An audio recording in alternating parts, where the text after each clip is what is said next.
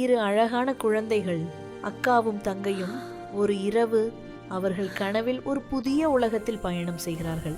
விண்வெளியில் மிதக்கும் அந்த நேரத்தில் அவர்களின் சிரிப்பு மட்டுமே கேட்கிறது. சுற்றிலும் மின்னும் விளக்குகள் போல கோள்கள் அவர்களை சுற்றி சத்தமில்லாமல் சுழல்கின்றன.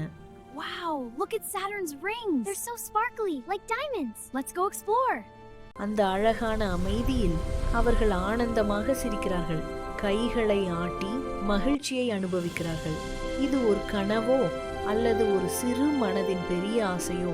விண்வெளி போல பெரிய கனவுகள் குழந்தைகளின் மனதில்தான் பிறக்கும்.